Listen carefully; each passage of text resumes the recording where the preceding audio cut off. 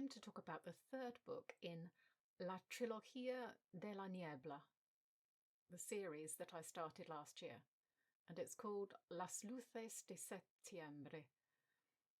This is, again, another very different story. We're in the north of France before the First World War. A family moves from Paris after the death of the father to work for a mysterious wealthy toy maker living in a house on his estate. As with the other stories, this one has supernatural elements and a number of threads that need pulling together for the final showdown. When I say toy maker, I mean life-size. I think they're called animatronics, but not controlled by conventional means. For me, this book took a bit too long to get to the point, and when it did, there was a fairly long info dump giving the whole reason as to why things were happening, which I'm not a huge fan of. I would have preferred more hints to the past along the way, so I could have pieced more of it together by myself. This is not a reason not to read it, though. Plenty of people like that, and it's all practice. However, I'm sorry, I know there's poetic license and all that. I use it all the time. But those two would have died. No, I'm not telling you what that means, but they would have. No question. The characters in this one seem to be slightly older than in the other books. Yes, there are children, but they're closer to adulthood, I think. I might be wrong, but I'd say they were meant to be over 16 years of age. I think this one was a little easier to read than the second book, because of the language needed for it, but I may be misremembering on that. Here's a passage from the beginning of the actual story to see if you think you could read this book, followed by a very short Spanish section on it.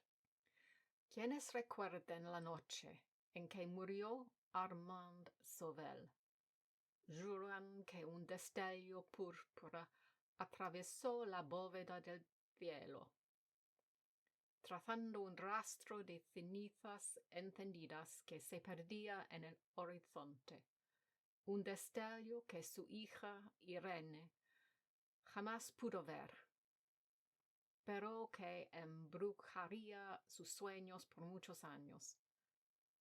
Era un frío amanecer de invierno, y los cristales de la sala número 14 del Hospital Saint-Georges estaban teñidos por una fina película de hielo que dibujaba unas acuarelas fantasmales de la ciudad en la tiniebla dorada del alba.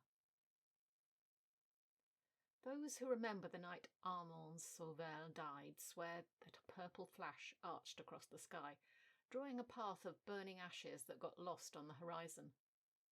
A flash that his daughter Irene never saw, but that burned in her dreams for many years.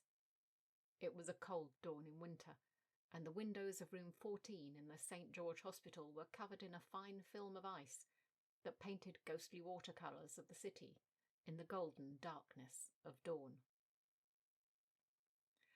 Este libro es el tercer libro de la Trilogía de la Niebla. Tiene lugar en Francia antes de la Primera Guerra Mundial. El padre de la familia muere y la madre acepta un trabajo en la casa de un fabricante de juguetes, específicamente animatrónicos, en el norte del país. Hay muchas cosas raras que suceden sin explicación en esta novela y un diario que plantea muchas preguntas. La historia contiene elementos sobrenaturales, pero la explicación se da en gran medida a través de una conversación de un personaje a otro, y no me gusta este tipo de explicación. Prefiero que los personajes descubran estas cosas de una manera diferente. Sin embargo, esto no es razón para no leer el libro. No es una lectura difícil y es toda una práctica.